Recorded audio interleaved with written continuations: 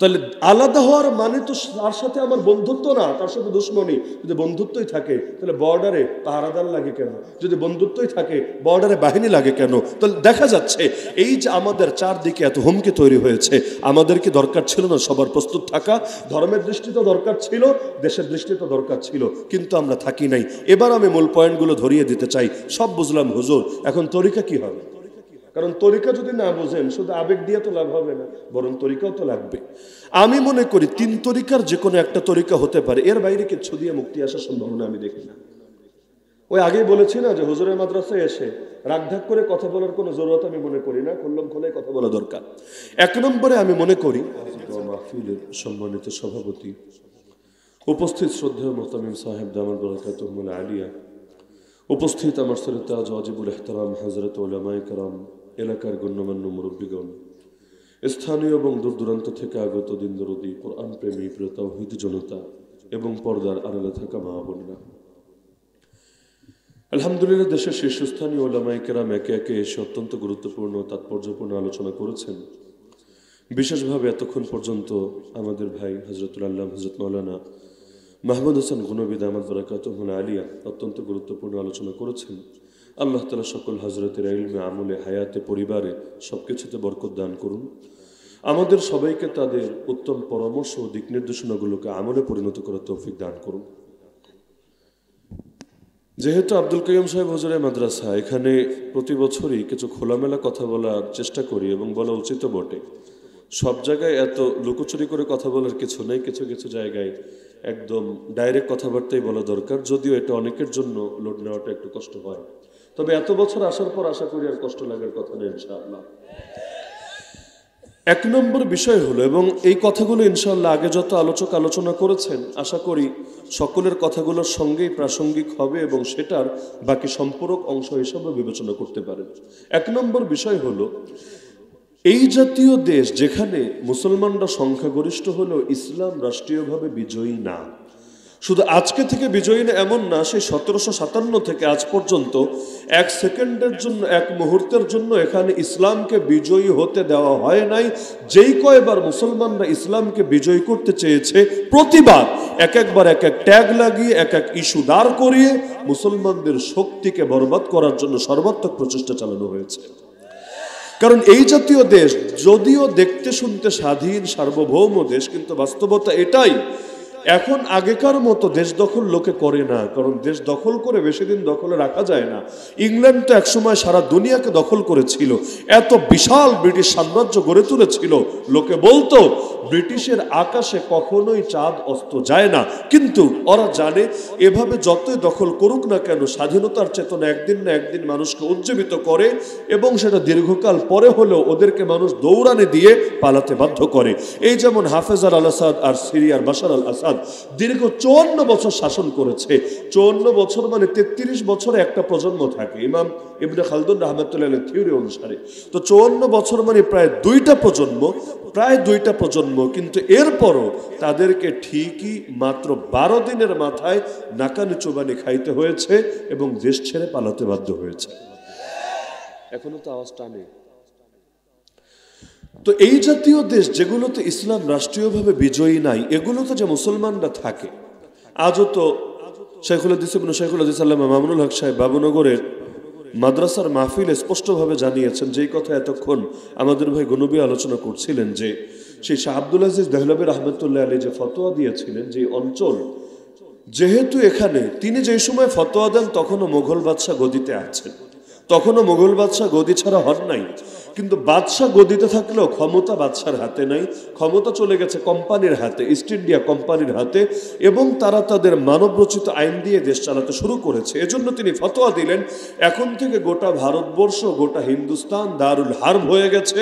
Herb যুদ্ধ অর্থে না, অনেকে মনে করে দারুল হার্ব মানে যুদ্ধ বিধ্বস্ত রাষ্ট্র, কোনো বাংলা বইয়ের মধ্যেও লেখা যায়, এটা ভুল অনুবাদ। হার্ব মানে যুদ্ধ না, হার্বের একটা অর্থ যুদ্ধ আর একটা অর্থ হল আল বুদ ওয়াত তাবাউদ, ইসলাম থেকে দূরত্ব। তো দারুল হার্ব মানে দারুল কুফর, দারুল হার্ব মানে দারুল শিরিক, দারুল হারব মানে দারুল জাহেলিয়া, দারুল হারব মানে এমন রাষ্ট্র যেখানে ইসলাম রাষ্ট্রীয়ভাবে প্রতিষ্ঠিত না। তো তিনি ফতোয়া দিলেন যে এখন হিন্দুস্তান দারুল হারব হয়ে গিয়েছে, সুতরাং প্রতিটা সক্ষম মুসলমানকে হিন্দুস্তানকে পুনরায় আবারও দারুল ইসলামে, ইসলামের ভূমিতে পরিণত করার জন্য সর্বাত্মক লড়াই এবং জিহাদ করতে হবে। তিনি যে ফতোয়া দিয়েছেন এমন না তার এই ফতোয়ার কাউন্টার কেউ দেয় নাই, দিয়েছে দারুল উলুম দেওবন্দের শেখ হাবিবুর রহমান আজমিও দিয়েছেন, কিন্তু ওই যারা কাউন্টার দিয়েছে কাউন্টারেরও কাউন্টার হয়ে গিয়েছে। কেন? কারণ তারা যেই যেই দলিল, যেই যেই যুক্তি দিয়ে কাউন্টার দিয়েছেন এগুলো শাহ আব্দুল আজিজ দেহলভীর ফতোয়ার তুলনায় নিতান্ত দুর্বল ছিল, নিতান্ত অসহায় ছিল, নিতান্ত ঠুনকো ছিল। তো যার কারণে এটা নিঃসন্দেহে বলা যায় এই জাতীয় দেশ যেগুলো এখনো আজও পর্যন্ত ইসলাম বিজয়ী করা যায় নাই, এগুলো এখনো দারুল কুফর রয়ে গেছে। দারুল কুফর যদি কোনো রাষ্ট্র থাকে সেখানে মুসলমানের জন্য করণীয় দুইটার যে কোনো একটা। এক নম্বর করণীয় হলো সেই অঞ্চলে আল্লাহর সেই জমিনে আবার ইসলামকে বিজয়ী করার জন্য নিজের জান, নিজের মাল, নিজের সব কিছুকে কোরবান করে দেওয়া। আর দুই নম্বর, যদি সে অক্ষম হয়, অপারগ হয়, অসহায় হয়, সে বোঝে এখানে জানমাল কোরবান করতে পারবো না, তাহলে তার জন্য করণীয় হিজরত করে চলে যাওয়া এমন কোন ভূমিতে, যেই ভূমিতে অন্তত ইসলাম জিন্দা আছে, ইসলামের আলোকে সে নিজের জীবনকে ঢেলে সাজাতে পারবে। যদি দুইটার কোনোটাই না করে, এখানে থেকেও দিন কায়েমের মেহনত না করে, আবার যেখানে দিন জিন্দা আছে সেখানেও হিজরত না করে, তাহলে আল্লাহর কাছে ধরা খাবেই খাবে। তাহলে আমরা যারা আছি আমাদের জন্য অপশন দুইটা, একটা তো হিজরতের অপশন, কিন্তু এটা আবার সকলের জন্য না। সকলের জন্য না কেন বলছি? নবী মুসা আলাইহিস সালামের জাতিকে তিনি যখন জিহাদের আদেশ দিলেন, উদখুলুল আরদাল মুকাদ্দাসা, তোমরা ফিলিস্তিনের এই পবিত্র ভূমিতে প্রবেশ করো, আল্লাতী কাতাবাল্লাহু লাকুম, এই জমিন আল্লাহ তোমাদের জন্য লিখে দিয়েছেন, ওয়ালা তারতাদ্দু আলা আদবারিকুম, পালায়ও না, ভাইগো না, পেছনে যায়ও না, ফাতানকালিবু খাসিরিন, নাহলে চরম ক্ষতিগ্রস্ত হবা। ওরা বলল না না আমরা পারবো না যেতে। ইয়া মুসা, একদম নাম ধরে, কি বেয়াদবি, হে মুসা শোনো, ইন্না ফিহা কওমান জাব্বারিন, এখানে জালেমরা আছে, এই জালেমরা যতদিন থাকবে ততদিন আমরা যাব না। আমাদের মতো কথা আর কি, আমরাও যাবো আল আকসায়, আমরা গিয়ে লাইভ দিব, আমরা গিয়ে ব্লগ বানাবো, আমরা গিয়ে সেলফি তুলবো, তবে যতদিন ইসরায়েলের হানাদাররা, জায়নবাদীরা থাকবে ততদিন যাব না। ওরা যদি পালায় আর সরকার ভিসা দেয় তখন গিয়ে আমরা ঠিকই সেলফি তুলে নিয়ে আসব এবং আমরা বিভিন্ন ট্যুরের প্যাকেজও ঘোষণা করতে শুরু করব, তার আগ পর্যন্ত যাব না। বনি ইসরায়েল বলল যতদিন এরা থাকবে আমরা যাব না, এরা বের হয়ে গেলে আমরা যাব। অথচ তাদের মধ্যে ইমানদাররাও তাদেরকে বুঝালো, আরে নবী যেতে বলেছে জানা বেটা, ফাইদা দাখালতুমুহু ফাইন্নাকুম গালিবুন, হিম্মত করে যদি ঢুকতে পারো তোমরাই বিজয়ী হবা, কেউ হারাতে পারবে না। ওয়ালাল্লাহি ফাতাওয়াক্কালু ইন কুনতুম মুমিনিন, ঈমানদার হলে আল্লাহর উপরে ভরসা রাখো। এরপরও তারা একই কথা বলল, ক্বালু ইয়া মূসা ইন্না লান নাদখুলাহা আবাদা মা দামু ফিহা ফাযহাব আনতা ওয়া রাব্বুকা, হে মূসা যতদিন ওরা থাকবে আমরা যাব না, মনে চাইলে তুমি যাও আর তোমার খোদা যাও, তোমরা গিয়ে যুদ্ধ করো। ফাকাতিলা ইন্না হাহুনা কায়দুন, আমরা এখানে বসে বসে তামাশা দেখব। এই যে জিহাদ অস্বীকার করলো এবং নবীর সাথে বেয়াদবি করলো, ফলাফল আল্লাহ জানিয়ে দিচ্ছেন, ইন্নাহা মুহাররামাতুন আলাইহিম 40 সানা, 40 বছর জন্য এদেরকে আল্লাহ তাআলা এমন এক শাস্তি দিলেন, এক সিনাই উপত্যকায় ওদেরকে বন্দী করে রাখলেন। ইয়াতিহুনা ফিল আরদ, সারাদিন তারা পাগলের মতো, উদ্ভ্রান্তের মতো ঘুরে বেড়ায়, কিন্তু কয়েক কিলো জায়গা এটা অতিক্রম করে আর বাইরে যেতে পারে না। 40 বছর এভাবে থাকলো, আল্লাহ মান্না সাল্ওয়া খাইয়ে ওদেরকে বাঁচিয়ে রাখলেন। শুধু ওরা যে থাকলো তা না, নবী মুসা ওদের সঙ্গে থাকলেন। এটা আমার পয়েন্ট। নবী মুসা চাইলে যে বের হতে পারতেন না, বিষয়টা এমন না। তিনি আল্লাহর কাছে বের হওয়ার দোয়া করেছেন এমন প্রমাণও আমার নজরে পড়ে নাই, দেখাতে পারবেন না। উপরন্তু তার মৃত্যু হয়েছে সেখানে, ওয়াফাতও হয়েছে সেখানে। ওই যে বুখারীতে হাদিস আছে, আজরাইল আসলেন, এসে জান কবজ করতে চাইলেন। নবী মুসা আলাইহিস সালাম তো রাগী মানুষ, চর একটা মেরে দিলেন, আজরাইলের চোখ পর্যন্ত বের হয়ে সামনে ছিটকে পড়ে গেল। আজরাইল আমি বোঝার স্বার্থে বলছি, আজরাইল কোরআন হাদিসে কোথাও আজরাইল শব্দ নেই। আচ্ছা, মালাকুল মাউত এই শব্দ মৃত্যুর ফেরেশতা, আর আজরাইল শব্দটা এটা আমরা ইসরায়েলি রেওয়ায়েত থেকে বলি, এটা কোনো অথেন্টিক সুনিশ্চিত কোনো শব্দ না। জিবরিল, মিকাইল, ইসরাফিল এগুলো কোরআনের মধ্যে আছে, হাদিসে আছে, এগুলো সুনিশ্চিত শব্দ। কিন্তু কোরআনে মৃত্যুর ফেরেশতা বোঝাতে আজরাইল বলে নাই, হাদিসেও বলে নাই, শব্দ আছে মালাকুল মাউত, কুল ইয়াতাওয়াফাকুম মালাকুল মাউতিল্লাযী উকিলা বিকুম। তো বোঝার জন্য জন্য বললাম। তো এখন তিনি চর মারলেন, তার চোখ বের হয়ে আসলো, পরবর্তীতে গিয়ে আল্লাহকে জানালেন। আল্লাহ এমন কারো কাছে পাঠালেন লা ইউরিদুল মাউত, যে মৃত্যু তো চায় না, কি করব? আল্লাহ খবর দিয়ে পাঠালেন, আমার সালাম বলবা মূসাকে, আর তাকে বলবা একটা বলদের গায়ে যাতে হাত রাখে, হাতের নিচে যে কয়টা পশম পড়বে প্রতিটার বিনিময় 1 বছর করে হায়াত বাড়িয়ে দেওয়া হবে। নবী মূসাকে বলার পর তিনি বললেন, এরপর কি হবে? জবাব আসলো, কাল আল মাউত, এরপর আপনাকে মরতেই হবে। তিনি বলেন ফাল আন, তাহলে আর দেরি করে কি লাভ, এখনই আমি মরতে প্রস্তুত আছি। কিন্তু আল্লাহ শেষবার তোমার কাছে শেষ একটা দোয়া করি, আমি মারা যাওয়ার পর আমার লাশটা এখানে রেখো না, আমার লাশটা তুমি পৌঁছে দিও মসজিদ আকসায়, বাইতুল মাকদিসে, তবে মূল এরিয়ার ভেতরে না। রামিয়াতাম বিহাজার, একজন যুবক যদি পাথর মারে, একটা পাথর ছুঁড়ে মারে, যত দূর যাবে আমার লাশটা তুমি পৌঁছে দিও ঠিক এই রকম জায়গার কাছে। ওই জায়গা কোন জায়গা আমরা জানি না, আল্লাহ রাসূল জানতেন এবং তিনি বলেছেন মেরাজ যাওয়ার সময় আমি দেখেছি ইনদাল কাসিবিল আহমার, ওই জায়গার কথা উল্লেখ করে দিয়ে নবী বলে দিচ্ছেন আমি দেখেছি আমার ভাই মূসা তার কবরে দাঁড়িয়ে নামাজ আদায় করছে। তাহলে এই যে নবীরও ইন্তেকাল হয়ে গেল, ওফাত হয়ে গেল, সেই তাদের সঙ্গে ওই জায়গার ভেতরেই। এখান থেকে আমার কাছে একটা পয়েন্ট খুব গুরুত্বপূর্ণ মনে হয়, সেটা হলো নবী তো চাইলে এদেরকে ছেড়ে চলে যেতে পারেন, এতে নবী ভালো থাকবেন, কোনো সন্দেহ নাই। কিন্তু এই যে বন্দি জাতি, আল্লাহ নবী মূসা তাদের সঙ্গে কেন পরে রইলেন? এখান থেকে আমি ব্যক্তিগতভাবে যে শিক্ষাটা পাই সেটা হলো, আরে নবীরাই যদি জাতিকে ছেড়ে চলে যায়, ওয়ারিসে নবীরাই যদি জাতিকে ছেড়ে চলে যায়, তাহলে জাতির ভেতরে আলো জ্বালাবে কে? এই জাতিকে নতুন প্রেরণায় উজ্জীবিত করবে কে? এই জাতিকে আবারও ময়দানে নামার জন্য প্রস্তুত করবে কে? যেহেতু বনি ইসরাইল জিহাদ ছাড়ার কারণে গজবে পড়েছে, যতদিন জিহাদ আবার না ধরবে এই গজব উঠবে না ওদের কপাল থেকে। হাদিসে যেমন আছে, ইযা তাবায়াতুম বিল আইনা, উম্মত যখন তোমরা সুদি লেনদেন করবা, ওয়া আখাযতুম আযনাবাল বাকার, গরুর লেজ ধরে পড়ে থাকবা, ওয়া রাদিতুম বিযরআই, নিজেদের ক্ষেত খামার ফসল নিয়ে সন্তুষ্ট থাকবা, ওয়া তারাকতুমুল জিহাদ, আর আল্লাহর পথের এই ফরজ বিধান জিহাদকে ছেড়ে দেবা, সাল্লাল্লাহু আলাইকুম যুল্লা, আল্লাহ নিজে তোমাদের উপর লাঞ্ছনা বেইজ্জতি চাপিয়ে দেবে। লা ইয়ানজিউহু, যেই লাঞ্ছনা আল্লাহ কোনোদিনও তুলে নেবে না, হাত্তা তারজিউ ইলা দীনিকুম আই ইলা জিহাদিকুম, যতদিন না আবারও দ্বীনের পথে ফিরবা, অর্থাৎ জিহাদের পথে ফিরবা। যেই সমস্যার কারণে আযাব আসবে, একই সমস্যা সমাধান যতদিন না করবা এই আযাব উঠবে না। তো ওদের উপর আযাব এসেছে জিহাদ ত্যাগের কারণে। এখন নবীও যদি ওদের ছেড়ে চলে যায়, তাহলে ওই আযাব থেকে ওরা মুক্তি পাবে কিভাবে? নবী দাওয়াতের মেহনত করে, তালিমের মেহনত করে, আত্মশুদ্ধির মেহনত করে যদি ওদেরকে আরেকবার জাগাতে পারেন, ইনশাআল্লাহ ওরা মুক্তি পাবে এবং পেয়েছেও বটে। যদিও নবী মূসার জামানায় পায় নাই, ওই প্রজন্মটা পায় নাই, কিন্তু পরবর্তীতে আল্লাহ তাআলা তার পরবর্তী যে নবী এসেছে তার মাধ্যমে ওদেরকে ঠিকই মুক্ত করেছে এবং ওরা মসজিদ আকসা বিজয় করতে পেরেছে। এখান থেকে আমি মনে করি এই বাংলাদেশে আল্লাহ তাআলা যাদেরকে দ্বীনের বুঝ দিয়েছে, দ্বীনের সমঝ দিয়েছে, হ্যাঁ যদিও এই দেশে কথা বলতে গেলে রয়ের হাতে গুম হওয়ার আশঙ্কা আছে, এই দেশে কথা বলতে গেলে আরে কাশিমপুরে দিন কাটানো লাগতে পারে এই ভয় আছে, এই দেশে কথা বলতে গেলে আয়না ঘরে চিরতরে হারিয়ে যাওয়া লাগতে পারে ভয় আছে, এই দেশে কথা বলতে গিয়ে আপনার গলায় ফাঁসির দড়ি লাগতে পারে অবশ্যই আশঙ্কা আছে।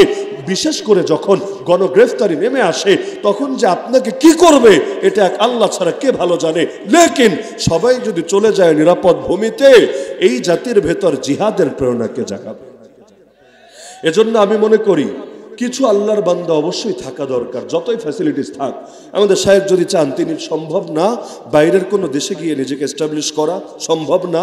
এই জাতির ভেতরে যত ধরনের জুলুমের শিকার হচ্ছেন দূরের লোকদের দ্বারা এবং নিজ ঘরানার লোকদের দ্বারা, এই সব জুলুমের ঊর্ধ্বে গিয়ে আল্লাহ ইসলামকে বিজয়ী করেছেন এমন কোন অঞ্চলে গিয়ে বাকি জীবন কাটিয়ে দেওয়া সম্ভব নাকি? সম্ভব না, খুবই সম্ভব, এটা সবাই বোঝেন, খুবই সম্ভব।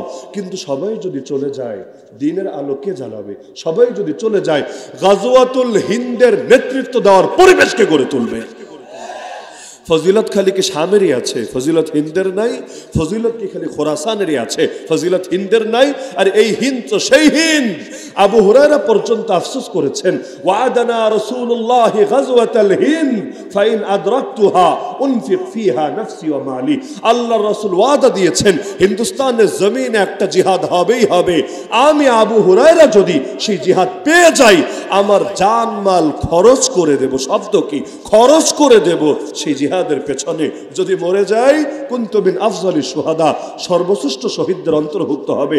আর যদি জান নিয়ে ফিরে আসি ফাআন আবু হুরায়রা আল মুহাররার, জাহান্নামের তালিকা থেকে আমার নাম কাটা যাবে, আমি মুক্তিপ্রাপ্ত আবু হুরায়রায় পরিণত হব। হ্যাঁ, হিন্দুস্তানের জিহাদ কোনটা, এটা নিয়ে আবার নতুন তর্কের সূচনা ঘটাতে পারে। যেমন ইমাম ইবনে কাসির রাহমাতুল্লাহি আলাইহি বলেছেন, যেটা করে গিয়েছেন মুহাম্মদ বিন কাসেম সেটাই হিন্দুস্তানের যুদ্ধ। কেউ কেউ বলেছে মুহাম্মদ বিন কাসেমের যুদ্ধ তো অসম্পূর্ণ যুদ্ধ। কেন? কারণ সিন্ধু পর্যন্ত এসে শেষ, বিজয় যাত্রা তো আগে বাড়ে নাই। তাহলে সুলতান মাহমুদ গজনবী যেটা করেছেন সেটা হিন্দুস্তানের যুদ্ধ। আর কিছু দুর্বল বর্ণনা সামনে রাখলে বোঝা যায়, এর আলোকে অনেকে বলে যে না, এটা আসলে কেয়ামতের আগ দিয়ে হবে, যে জিহাদের পরে বাহিনী গিয়ে ইমাম মাহদির সাথে মিলিত হবে সেই যুদ্ধ। তবে আমার কাছে সবচাইতে শক্তিশালী মনে হয় মুফতি আজম পাকিস্তান আল্লামা মুফতি মোহাম্মদ শফি নওয়ার আল্লাহ মারকাদের মতটাকা। তিনি এই মতটা দিয়েছেন এই মূলনীতির ভিত্তিতে, আল মুতলাকু ইয়াজরি আলা ইতলাকিহি, নবী যা বলেছেন, কোরআনে যা আছে, একটা মূলনীতি হলো ব্যাপক কথাকে ব্যাপকই রাখতে হবে, সীমাবদ্ধ করা উচিত না। আল্লাহর রাসূল যেহেতু স্পষ্টভাবে কোনো সুনির্দিষ্ট ঘটনার সাথে এটাকে সীমাবদ্ধ করে দিয়ে যান নাই, আমার আপনার নিজেদের থেকে সীমাবদ্ধ করা উচিত হবে না। বরঞ্চ আল্লাহর রাসূল যেভাবে ব্যাপক রেখেছেন, ইসাবাতানি মিন উম্মতি আহরাজাহুমুল্লাহু মিনান নার, ইসাবাতুন তাগজুল হিন্দা ওয়া ইসাবাতুন তাকুনু মা ঈসা ইবনে মারইয়াম, দুইটা দলকে আল্লাহ জাহান্নাম থেকে মুক্তি দিয়েছেন। এক দল হলো যারা হিন্দুস্তানে জিহাদ করবে, আরেক দল যারা ঈসা ইবনে মারইয়াম আলাইহিস সালামের সঙ্গে দাজ্জালের বিরুদ্ধে জিহাদে শরীক হবে। তো এই দুই দলের মধ্যে তিনি বলে দিচ্ছেন যে হিন্দুস্তানের জিহাদে যারা শরীক হবে, কথাটা ব্যাপক। মুহাম্মদ বিন কাসেমের মধ্যে শামিল, সুলতান মাহমুদ গজনবী এর মধ্যে শামিল, আজকের দিনে যারা জিহাদ করবে তারাও শামিল। কিয়ামত পর্যন্ত ঈমানের পক্ষে দাঁড়িয়ে কুফুরের ধ্বজাধারীদের বিরুদ্ধে হিন্দুস্তানের জমিনে যারাই জিহাদ করবে, আল্লাহর জমিন, আল্লাহর দিন বিজয় করার জন্য সবাই এর মধ্যে শামিল। ইসাবাতুন এই শব্দ এমন এক শব্দ, কিয়ামতের দিন আল্লাহ সবাইকে এই ক্যাটাগরিতে ঢোকায় দিবেন। কেন? ইসাবাতুন তাগজুল হিন্দ, এই ব্যাপকতার মধ্যে তারা অন্তর্ভুক্ত। আল্লাহর অনুগ্রহ তো ব্যাপক। আমার কাছে যৌক্তিক মনে হয় কথাটাকে, যে সবার মধ্যেই ফজিলত ভাগাভাগি করার কি দরকার, যে আগামী দিনে যারা আসবে এরা পাবে, আর অতীতে যারা করেছে বঞ্চিত করার কি দরকার, তাদের জন্য তো চ্যালেঞ্জিং ছিল। তো শুধুমাত্র ওই কিছু দুর্বল বর্ণনাকে অবলম্বন করে সীমাবদ্ধ করার দরকার নেই, বরং আজও যারা কাশ্মীরে লড়াই করছে এরাও গাজওয়াতুল হিন্দের মুজাহিদ, আজও যারা পাকিস্তানের জমিনে লড়াই করছে এরাও গাজওয়াতুল হিন্দের মুজাহিদ, আজও যারা আমাদের ঠিক পাশে আরাকানের জমিনে লড়াই করছে, লড়াই তো এখন ত্রিমুখী লড়াই হয়েছে। এতদিন লড়াই হতো মিয়ানমারের সামরিক বাহিনী, আর্মি, জান্তা বলে, ওই মিয়ানমারের জান্তার সাথে। এখন তো লড়াই চলছে আরাকান আর্মি, বুদ্ধিস্ট, বৌদ্ধদের একটা দল, আরাকান আর্মি, এদের সাথেও। এই গত 2-3 দিনে অনেক রোহিঙ্গা মুজাহিদকে এরা গুলি করেছে, অনেক। কেন? কারণ ওরা চাচ্ছে পুরো অঞ্চলে একচ্ছত্র নিজেদের আধিপত্য কায়েম করবে। কিন্তু চিন্তার বিষয়, শোনা যাচ্ছে এবং বিশ্বস্ত সূত্রে জানা যাচ্ছে যে ওদের সাথে ইতিমধ্যে ইন্ডিয়া হাত মিলিয়ে ফেলেছে। আগে সাহায্য করতে চায় না, এখন নতুন করে সাহায্য শুরু করেছে ইন্ডিয়া। কিসের জন্য? কারণ ইন্ডিয়াকে যে কোনো মূল্যে ওর 8 রাজ্য বাঁচাতে হবে, যেটাকে আপনারা 7 সিস্টার বলেন। যদিও শব্দ বলেন 7 সিস্টার্স, কিন্তু রাজ্য কিন্তু আসলে 8টা। এই 8 রাজ্য বাঁচাবে কিভাবে? 8 রাজ্য পুরো ইন্ডিয়ার সাথে সংযুক্ত ছোট্ট একটা করিডোর দিয়ে, ছোট্ট একটা রাস্তা দিয়ে, যেটারে বলে মুরগির গলা, ইংলিশে বলে চিকেন নেক। ওই মুরগির গলাটা যদি চাপ দেয়, সঙ্গে সঙ্গে 8 রাজ্য বিচ্ছিন্ন হয়ে যাবে মূল ইন্ডিয়ার সাথে। যে কোনো মূল্যে ওকে এটা বাঁচাতে হবে। এতদিন তো বাঁচাতো আমাদের দেশেই ওর দালাল যে ছিল, ওর মাধ্যমে খুব সহজেই পেরে গিয়েছিল। নৌপথ বলেন, রেলপথ বলেন, সড়ক পথ বলেন। আপনি আখাউড়া যান, ব্রাহ্মণবাড়িয়া যান, দেখবেন হাজার হাজার মানুষ তাদের ভিটে বাড়ি হারিয়েছে শুধুমাত্র ইন্ডিয়া থেকে যে রাস্তাটা তৈরি হবে ওই রাস্তাটা বানানোর স্বার্থে। এমন এক রাস্তা, ওই রাস্তার কোনো প্রয়োজন বাংলাদেশিদের নাই, কোনো প্রয়োজন। ওখানে গিয়ে দেখবেন 6 লেন 8 লেন হচ্ছে। আরে 2 লেন হলেই যথেষ্ট, আর বেশি দরকার নাই। কিন্তু এত বিশাল বিশাল রোড কেন বানাচ্ছে? ওদের স্বার্থ রক্ষার জন্য বানানোর চেষ্টা চালিয়েছিল। কিন্তু ইতিমধ্যে তো ডিভোর্স হয়ে গিয়েছে, ঘরের মেয়ে ঘরে ফিরে গিয়েছে। তো এখন এখানে কি হবে, বাকি দিন কিভাবে কাটবে? এজন্য বেচারারা ভয়ে আছে। তো এক কুল যদি না পায় তাহলে আরেক কুলে যাবে, প্ল্যান এ সফল না হলে প্ল্যান বি প্রয়োগ করবে, এটাই বাস্তবতা। তো এজন্য ইতিমধ্যে ওরা নতুন কয়েকটা চক্রান্ত শুরু করেছে। এর মধ্যে একটা হলো পাহাড়ি সন্ত্রাসীগুলোকে অ্যাক্টিভ করা। কারণ পাহাড়ি সন্ত্রাসী যেগুলো আছে বাংলাদেশে, ওদেরকে অস্ত্র দেয় কে? জিবরিলে আমিন তো এসে দিয়ে যায় না, মঙ্গল গ্রহ থেকে এলিয়েন তো এসে দিয়ে যায় না। তাহলে এত দামি দামি উন্নত অস্ত্র পায় কিভাবে? এই অস্ত্রের অধিকাংশ সাপ্লাই আসে দাদা বাবুদের থেকে। আবার হামলা করার পর গিয়ে লুকায় কোথায়? আর্মিও পায় না, বিজিবিও পায় না, তো যায়টা কোথায়? ওই বর্ডার ক্লোজ করে যায় আবার দাদা বাবুদের কাছে। একদিকে এগুলোকে শক্তি যোগাচ্ছে, আর একদিকে আরাকান আর্মি, যেহেতু এই বাংলাদেশের 270 কিলোমিটার বর্ডার আছে মিয়ানমারের সাথে, এবং ইতিমধ্যে এই পুরো বর্ডার খবরই নাই, আমাদের জাতীয় নেতারাও ঘুমে, একটা মিডিয়ায় দেখলাম না এটা নিয়ে খুব বেশি লেখালেখি হয়েছে। ইতিমধ্যে বাংলাদেশের 270 কিলোমিটারের যে বর্ডার মিয়ানমারের সাথে, পুরোটা চলে গেছে এ তথা আরাকান আর্মির হাতে। আর আরাকান আর্মির সাথে যেহেতু ওরা ইনভলভ হয়েছে, তার মানে ইতিমধ্যে পুরো বর্ডার চলে গেছে ইন্ডিয়ার হাতে। বাকি 3 দিক তো আছেই, এই দিকও চলে গেল। আর এমন একটা জায়গা যেহেতু প্রক্সি ওয়ার, সরাসরি ইন্ডিয়া যুদ্ধ করছে না, এখন যদি ওখান থেকে বোমাও মারে, কারে ধরবেন? কার কাছে বিচার দিবেন? মিয়ানমারে তো সরকারই নাই, কার কাছে বিচার দিবেন? আর্মির কাছে। আর্মির নিয়ন্ত্রণ নাই এলাকাগুলোতে। মংডু সর্বশেষ এই মংডুও মুক্ত করেছে, ওদের লেফটেন্যান্ট জেনারেলকে পর্যন্ত বন্দী করেছে। তা আর্মি বলবে আমাদের তো কন্ট্রোলে নাই, আমরা কি করব? যদি মারে কিচ্ছু করার নাই। পুরো কক্সবাজার এবং ওই সাইডের এরিয়া ইতিমধ্যে অরক্ষিত রয়ে গেছে, খবরই নেই বাঙালি জাতির। এখনো বিতর্ক করে জয় বাংলা স্লোগান নিয়ে, অথচ আমার দেশের সীমানা যে ইতিমধ্যে অন্যদের হাতে চলে যাচ্ছে খবরই নাই। কত জায়গায় দুর্বল আমরা। পুরো চিটাগাংয়ের সাথে বাংলাদেশের সম্পর্ক ছোট্ট রাস্তা দিয়ে, যেই রাস্তাটা চাইলে যে কোনো সময় চাপ দিয়ে বিচ্ছিন্ন করে দিতে পারে বাংলাদেশ থেকে, এই রকমের ভয়াবহ হালতের সামনে আমরা দাঁড়িয়ে। তো হিন্দুস্তানের যুদ্ধ মানে খালি ইন্ডিয়ার যুদ্ধ না। আমি মাঝে মাঝে অবাক হই, লোকে বলে যখন গাজওয়াতুল হিন্দের ডাক আসবে আমরা ঝাঁপায় পড়বো। এই বলদ বেটা, ডাক আসবে কবে আগে বল? এখনো যদি তোর কাছে মনে হয় হিন্দুস্তানের জিহাদ শুরু হয় নাই, তাহলে হবেটা কবে? আরাকানের জিহাদকে হিন্দুস্তানের জিহাদ না, কাশ্মীরের জিহাদকে হিন্দুস্তানের জিহাদ না। আরে ওই যে পাকিস্তানের সেই বর্ডারে গিয়ে সীমান্তবর্তী মুজাহিদিনের সাথে যারা যুদ্ধ বাঁধাচ্ছে গায়ে পড়ে, এগুলোকে হিন্দুস্তানের জিহাদ না? হিন্দুস্তানের জিহাদ কি মাইক ফাটিয়ে হবে নাকি? আল্লাহ এবং তার রাসূল যেটা জানিয়েছেন সেটা চলছে, এটাই ধীরে ধীরে বাড়তে বাড়তে চূড়ান্ত রূপ ধারণ করবে।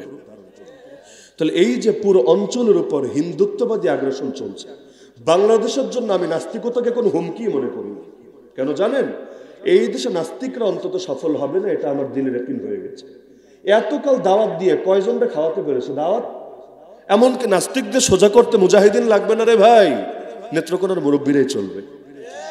এই নাস্তিক, তারপর শরীফ থেকে শরীফা, আরো বান্দরের নাতিপুতি, আরো যা কিছু আছে, কাইল্লা মানিক, মুরগি চোরা, শারজাফ ইকবাল ইত্যাদি যা আছে, এগুলোর সাইজ করতে ওই শক্তপোক্ত মুজাহিদিন লাগবে না।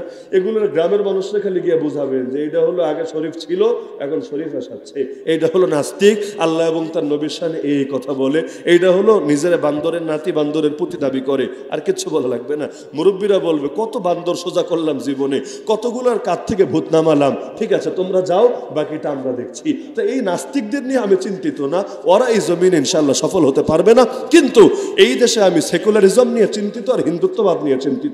এই সেকুলারিজম হাজার হাজার না লাখ লাখ মানুষকে বেঈমান বানিয়ে ছেড়েছে, অথচ এদের খবর নেই এরা বেঈমান হয়েছে। আর হিন্দুত্ববাদীরা ওরা তো চাচ্ছে সিকিম যেভাবে গিলে খেয়েছে, হায়দ্রাবাদ যেভাবে গিলে খেয়েছে, এই বাংলাদেশটাকেও সেভাবে গিলে খেয়ে ফেলবে। এখনো পর্যন্ত ওরা সেই দিবা স্বপ্ন দেখে যাচ্ছে।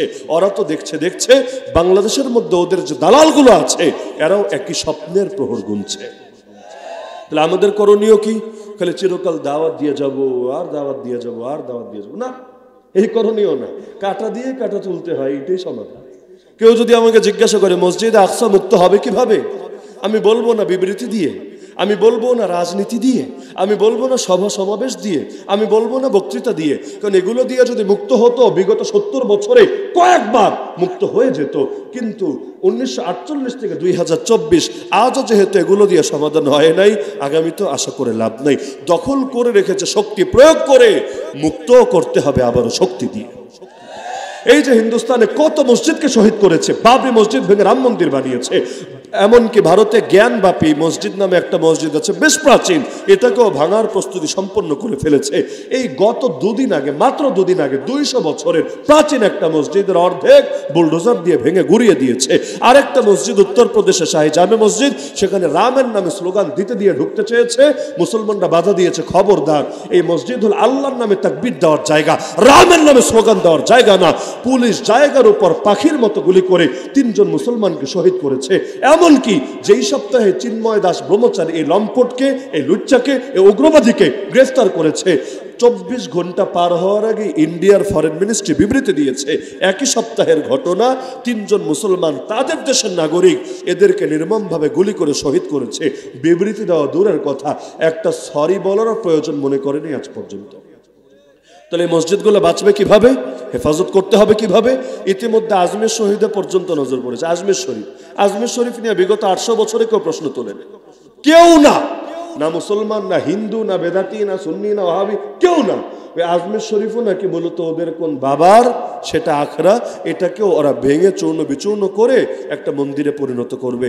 এমনকি তাজমহল, এটা তো মসজিদও না, মাদ্রাসাও না, কিচ্ছু না, কিন্তু যেহেতু এক মুসলমানে বানিয়েছে, এটাকে বোমা মেরে গুড়িয়ে দিবে, উড়িয়ে দিবে, এইরকম হুমকি ওরা দিচ্ছে। তো কি বুঝলেন এই মসজিদ কিভাবে বাঁচবে, মাদ্রাসা কিভাবে বাঁচবে?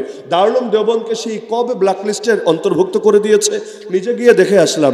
বাইরের মাইকে পর্যন্ত আজান দেওয়া বন্ধ করে দিয়েছে। খালি দারুল উলুম দেওবন্দ কেন, দিল্লির শাহী জামে মসজিদে পর্যন্ত, দিল্লির শাহী জামে মসজিদ তো বাইরের মাইকে জুম্মার দিনও আজান হয় না। অবাক হয়ে গেছি, কোনো বয়ান হয় না। কারণ শাহী জামে মসজিদে এসে বয়ান দিবে, কোন কথা আবার নরেন্দ্র মোদীর কলিজায় লাগবে, কোন কথা আবার অমিত শাহর তার টাক মাথায় গিয়ে এইটা একটা বেদনার কারণ হবে, এজন্য সব বন্ধ করে রেখেছে। তো এভাবে আর কত, আল্লাহ কোরআনে বলেছেন, আল্লাহ যদি জিহাদের দ্বারা, এক দলের দ্বারা অর্থাৎ মুমিনদের দ্বারা কাফেরদেরকে না দমান,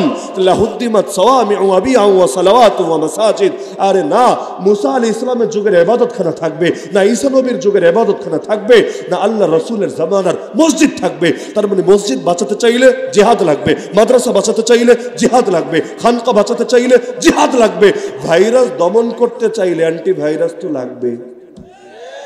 অ্যান্টিভাইরাস ছাড়া ভাইরাস দমন হবে কিভাবে? কাটা দিয়ে কাটা তুলতে হবে। আবু জাহালের তরবারি ভাঙতে হলে মুহাম্মদুর রাসূলুল্লাহ সাল্লাল্লাহু আলাইহি ওয়াসাল্লামের হাতেও তরবারি উঠতে হবে। শুধু যদি দাওয়াত আর দোয়ার দ্বারা সমাধান হতো, মক্কার বুকে ইসলাম কায়েম হলো না কেন?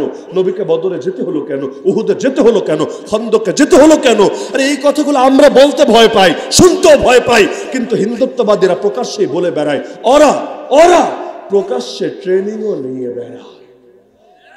হুজুর একজন সকালবেলা জগিং করলেই দেখবেন এলাকা গরম হয়ে গেছে। কি ব্যাপার, হুজুর কি আবার জঙ্গি টঙ্গি হয়ে গেল নাকি? স্কুলে পিটি হয়, মাদ্রাসায় পিটিও হয় না। পিটি বুঝেন না? স্কুল কলেজে পিটি হয়, মাদ্রাসায় পিটিও হয় না। কেন? মাদ্রাসা ছেলেদের ব্যায়ামের দরকার নেই, আরো বেশি দরকার। স্কুলে আবাসিক কয়জন থাকে আমাকে বলেন? এমনি সারাদিন দৌড়দৌড়ি করে, আসা যাওয়া করে, হাঁটাহাঁটি হয়। ওরা যদি আলাদা পিটি না করে খুব একটা লস নাই। আর মাদ্রাসার ছেলে তো প্রায় সবাই আবাসিক, প্রায় অধিকাংশ আবাসিক। এর মধ্যে পড়ালেখা শুরু করে সেই তাহাজ্জুদের টাইম থেকে, ফজর থেকে না, তাহাজ্জুদের টাইম থেকে। আবার পড়াশোনা শেষ করে কখন? পরের রাতে 10টা, 10:30, 11টায় গিয়ে। এমনকি ওই 11টায় সবাই শেষ করে তা নয়, মসজিদে আইসেন মাল নিতে, দেখুন 12টায় আসলেও পরে, 1টায় আসলেও পরে, 2টায় আসলেও পরে। সব সময় কেউ না কেউ পড়ায়, কেউ না কেউ ইবাদতে ব্যস্ত আছে। এটাই বাস্তবতা। তো এখন এদের ব্যায়ামের দরকার নাই, আরো বেশি দরকার। না হলে তো বিভিন্ন রোগ হবে, না হলে তো বিভিন্ন ব্যাধি হবে, এবং হচ্ছেও বটে। তরুণ আলেম এমন এমন রোগে আক্রান্ত হচ্ছে যেটা আগে কল্পনা করা যেত না। ব্যায়ামের দরকার আছে নাকি নাই? আছে। করাতে পারে না কেন? করাতে পারে না একমাত্র জঙ্গি গালির ভয়। ক্রিকেট ফুটবল খেললে কিচ্ছু বলবে না, কারাতে কুংফু তো খেলা, এটাকে খেলা না? অলিম্পিকের মধ্যে কি কারাতে কুংফু নিয়ে আলাদা প্রাইজ থাকে না? থাকে, খেলা। কিন্তু এই খেলা খেললে দেখবেন ঠিকই চান্দি গরম হয়েছে। কিরে হুজুররা মনে এবার আমেরিকা দখল করে ফেলবে। কেমনে? এই কারাতে কুংফু দিয়ে আমেরিকা দখল করবে? আমেরিকা ডরায় যাবে কারাতে কুংফু দেখতে। কিন্তু এইটা পর্যন্ত করে রেখেছে। আমি যদি বাংলাদেশের সরকার হতাম, প্রতিটা প্রাপ্তবয়স্ক যুবককে বাধ্যতামূলকভাবে প্যারামিলিটারি ট্রেনিং দেওয়া হতো। আমি মনে করি এটা ফরজ হয়ে গেছে, ফরজ। ওই ইসরায়েলের নাগরিকরা যদি প্রত্যেকে মিলিটারি প্রশিক্ষণ নিতে পারে, কেন? কারণ ওদের নাকি দেশ বাঁচাতে হবে, না হলে মুসলমানরা দেশ দখল করতে পারে। কোরিয়ায়, ওই পাগলা কোরিয়ায় যদি প্রতিটা নাগরিককে বাধ্যতামূলক মিলিটারি প্রশিক্ষণ দেওয়াতে পারে, তো ওদের স্বাধীনতা ধরে রাখার দরকার আছে, আমাদের নাই। ওদের জাতির ইজ্জত হেফাজতের দরকার আছে, আমাদের নাই। আমাদের 3 দিকেই তো আমাদের দুশমন। বলবে না হুজুর এত বন্ধু, কিসের বন্ধু? এতই যদি বন্ধু হয় 47-এ তালাক নিলা কেন? বন্ধুর সাথে ডিভোর্স হয় না, বন্ধুর সাথে ছাড়াছাড়ি হয় না, বনিবনা হয় না বলেই তো ডিভোর্স, হয় নাই বলেই তো ডিভোর্স। ওই ডিভোর্স কেউ চাপায়া দেয় নাই, প্রত্যেকে চেয়ে নিয়েছে, আন্দোলন করে নিয়েছে। এমনকি বাংলাদেশে বড় বড় রাজনৈতিক দল, তাদের লিডাররাও কিন্তু সেই স্বাধীনতা চেয়েছে, দেশভাগ চেয়েছে। তো ওই যে দেশভাগ চাইলো কেন? তার মানে তার সাথে সম্পর্ক আর রাখা সম্ভব না, সে এখন এক্সে পরিণত হয়েছে। তো এক্সের সাথে আবার যদি সম্পর্ক হয়, ওইটারে পরকীয়া বলে। তাহলে আলাদা হওয়ার মানে তো তার সাথে আমার বন্ধুত্ব না, তার সাথে দুশ্মনী। যদি বন্ধুত্বই থাকে তাহলে বর্ডারে পাহারাদার লাগে কেন? যদি বন্ধুত্বই থাকে বর্ডারে বাহিনী লাগে কেন? তাহলে দেখা যাচ্ছে এই যে আমাদের চারদিকে এত হুমকি তৈরি হয়েছে, আমাদের কি দরকার ছিল না সবার প্রস্তুত থাকা? ধর্মের দৃষ্টিতে দরকার ছিল, দেশের দৃষ্টিতে দরকার ছিল, কিন্তু আমরা থাকি নাই। এবার আমি মূল পয়েন্টগুলো ধরিয়ে দিতে চাই। সব বুঝলাম হুজুর, এখন তরিকা কি হবে? কারণ তরিকা যদি না বোঝেন, শুধু আবেগ দিয়ে তো লাভ হবে না, বরং তরিকাও তো লাগবে। আমি মনে করি 3 তরিকার যে কোনো একটা তরিকা হতে পারে, এর বাইরে কিছু দিয়ে মুক্তি আসার সম্ভাবনা আমি দেখি না। ওই আগেই বলেছি না যে হুজুরের মাদ্রাসায় এসে রাগঢাক করে কথা বলার কোনো জরুরত আমি মনে করি না, খুল্লম খোলায় কথা বলা দরকার। 1 নম্বরে আমি মনে করি আরাকানের জমিন স্বাধীন না হলে বাংলার মুসলমানদের ভাগ্য পরিবর্তনের সম্ভাবনা দেখি না। যেহেতু এই পুরো অঞ্চলটা একসময় এক ছিল, পুরো অঞ্চলে একদম হিন্দুস্তান, পাকিস্তান, বাংলাদেশ সব এক ছিল, এবং মুসলমানের ভাগ্য পরস্পরের সাথে জড়িত আছে। এই আরাকানের জমিনকে যদি মুক্ত না করেন, দুদিন পর আপনার দুশ্মনী এখানে ঘাঁটি গাড়বে এবং আপনাকে টার্গেট করে করে মারবে, আপনার কিছুই করার থাকবে না। একটু সুযোগ করে দেন, একটু সাইড করে দেন, কারণ বাকিদের জন্য আলাপটা দরকার আছে, আমি মনে করি খুব বেশি দরকার আছে। তো যে ভাইদের একটু পেটে ক্ষুধা লেগেছে, একটু সুযোগ করে দেন, তাদের জন্য উপকার হবে। হ্যাঁ, আরো যারা যারা আছেন আমি 1 মিনিট টাইম দিচ্ছি, সুযোগ করে দেন। ও আচ্ছা আচ্ছা, বাসও আছে এখানে না? এমনি আলোচনা শেষের দিকে। তোমরা বসো বাবা, আর বেশি কোন আলোচনা চলবে না, তো বসো, পরে যাও, আর আর 20-25 মিনিট চলবে, বসো, কেউ যায় না, বসো। আমি শেষ করে দিলে আমার সুবিধা, কিন্তু আমি মনে করি যে খাবারের মাঝখান থেকে উঠে গেলে এটা একটু ঝামেলা, বদহজমের আশঙ্কা আছে, তাই না? এজন্য আমি প্রকাশ্যে স্পষ্টভাবে দাওয়াত দিচ্ছি, আরাকানের জমিন পুনরুদ্ধার করার জন্য এগিয়ে আসেন। ইসলামের দৃষ্টিতে যদি ফতোয়া বলেন, আমার আগে তো গণই ভাই এই হালতটা মনে আলোচনা করেছেন 4টা পয়েন্টে, জিহাদ কেন ফরজ হয়। যে কোনো মাযহাবের আলোকে যদি দেখেন, তাহলে আরাকানের এই যে জমিন, যেটা মুসলমানের জমিন ছিল, যেটাকে দখল করে নিয়েছে এবং মুসলমানদেরকে সেই দেশ থেকে উচ্ছেদ করা হয়েছে, যে কোনো মাযহাবের আলোকে দেখলেই এই জমিনকে পুনরুদ্ধার করা সবচাইতে বেশি ফরজ। যাদের কাঁধে চেপেছে তারা হলো বাংলাদেশের মুসলমান। কারণ আল আকরাব ফাল আকরাব, ধাপে ধাপে নিকটবর্তীতার ভিত্তিতে মাসালা আসে। আপনি বলতে পারেন হুজুর আরাকানের ময়দানে তো সম্ভব না, এখানে অতীতে যারা করেছে তাদের মিশন তো ব্যর্থ হয়েছে। একবার না পারিলে দেখো শতবার, এটা দুনিয়ার সব জায়গায় বুঝবা, এখানে বুঝবা না। এই যে আল্লাহর বান্দার এই রোহিঙ্গা জাতি এত মাইর খাওয়ার পর, এত অশিক্ষিত হওয়ার পর, এত নিগৃহীত হওয়ার পর, এত বঞ্চিত লাঞ্ছিত হওয়ার পর আজও পর্যন্ত তো লড়াই চালিয়ে যাচ্ছে আলহামদুলিল্লাহ, এখনো হাল ছাড়ে নাই। আমি তো শুরুতে বললামই, ত্রিমুখী লড়াই করতে হচ্ছে, একদিকে সামরিক জান্তা, একদিকে আরাকান আর্মি, আর ইতিমধ্যে তো ইন্ডিয়া ইনভলভ হয়েছে। এর আগ থেকে চায়নার আবার ইন্ধন ছিল, কত জাতির সাথে লড়াই করতে হয়েছে। আর এদিকে বাংলাদেশের পাশে দাঁড়িয়েছে, তাও তো না, সুযোগ পেলে এরাও যে মারবে না তাও না, এরাও মারবে, এরাও ধরবে, এরাও গ্রেফতার করবে। তারপর যদি এই অশিক্ষিত কম শিক্ষিত জাতি তারা যদি লড়াই করতে পারে, এই দেশে 14 কোটি মুসলমান সেই পবিত্র খেদমতে শরীক হবে না কোন দুঃখে? সিরিয়া নিয়ে স্বপ্ন দেখেন, ফিলিস্তিন নিয়ে স্বপ্ন দেখেন, আপনার ঘরের পাশে আপনার জন্য ফিল্ড তৈরি হয়ে আছে, কে আপনাকে বাধা দিয়ে রেখেছে? এখন বলবে হুজুর কিভাবে যাব, কোন বাসে চললে যাওয়া যাবে? এই প্রশ্ন যে করবে ওর মাথায় ডিস্টার্বেন্স করে পাবনায় নিয়ে ভর্তি করাতে হবে। দুনিয়ার সব কিছু খুঁজে বের করে ফেলতে পারে বাংলাদেশের মানুষ গিয়া সারা দুনিয়া, একেবারে ইতালিতে যান, জার্মানিতে যান, এমন এমন দেশে ভিসা নিয়ে যেতে পারে না, তাও সাগর পাড়ি দিয়ে, কত কিছু পাড়ি দিয়ে, প্রাণ হাতের মুঠোয় নিয়ে ঠিকই গিয়ে পৌঁছে গেছে। কেন? টাকা কামাবে বলে। আরে ওইটার পথ তোমারে কে বলে দিয়েছিল? কেউ তো বলে নাই। টাকাই তোমাকে টেনে টেনে নিয়ে গিয়েছে। তো টাকা তোমাকে টেনে টেনে নিয়ে যেতে পারে একেবারে 7 সমুদ্র 13 নদী পাড়ি দিয়ে, কিন্তু শাহাদাতের মহব্বত তোমাকে টেনে নিয়ে যেতে পারে না তোমার ঘরের পাশে। বুঝতে হবে তোমার দিলের মধ্যে ভেজাল আছে। মান জাদ্দা ওয়াজাদা, যে চেষ্টা করে সে পায়, যে চেষ্টা করে না সে পায় না। তো সুতরাং আমি প্রকাশ্যে দাওয়াত দিচ্ছি, আরাকানের জমিনকে পুনরুদ্ধার করার জন্য জিহাদ করা এই দেশের তামাম মুসলমানের ফরজ দায়িত্ব। যদি কারো মনে হয় আমার এই ফতোয়া ভুল, যেহেতু মিডিয়ার সামনেই বলছি, লুকিয়ে চুকিয়ে তো বলছি না, বাংলাদেশের যে কোনো প্রান্ত থেকে আমাকে চ্যালেঞ্জ করুক, আমি চ্যালেঞ্জ গ্রহণের জন্য রেডি আছি। কেউ প্রমাণ করতে পারবে না যে ফতোয়ার মধ্যে বাম আঙ্গুল ঢোকানোর মতো কোনো অপশন আছে। চারো মাযহাবের আলোকেই প্রমাণিত এই জিহাদ পবিত্র ফরজ জিহাদ এবং শরীক হতে হবে। আর বাস্তবতা এটাই, যতই জিহাদ জিহাদ করে মাইক ফাটান না কেন, আরাকানকে যদি আপনি সেফ জোনে পরিণত করতে না পারেন, বাংলাদেশেও জিন্দেগিতে জিহাদ করতে পারবেন। কিভাবে জিহাদ করবেন আমারে বুঝান। আর দুনিয়া বিল ওয়াসাইল লা বিল ফাজাইল, মূলনীতি এটা। দুনিয়া চলে মাধ্যম দিয়ে, ফজিলত দিয়ে না। ওই ফজিলতই, কিন্তু যখন আপনি আলোচনায় আসবেন রূপরেখা নিয়ে, রূপরেখা আপনাকে কেউ দেখাতে পারবে না। কেন? বলবে সম্ভব না, সম্ভব না। তো কি করতে হবে? সবর করতে হবে। কতকাল? যতকাল না হিন্দুস্তান ভাঙে। তো অতকালকে বসে বসে ললিপপ খাবে নাকি রে ভাই? অতকাল ললিপপ খাওয়ার দরকার নাই। আরাকানের পবিত্র জিহাদে শামিল হওয়ার চেষ্টা চালান। পারবেন না ইনশাআল্লাহ? নাকি কষ্ট পাচ্ছেন সবাই যে হুজুর এটা আবার কি বললো? এটা আমি ফরজ দায়িত্ব বললাম, ভিন্ন কিছু বলি নাই।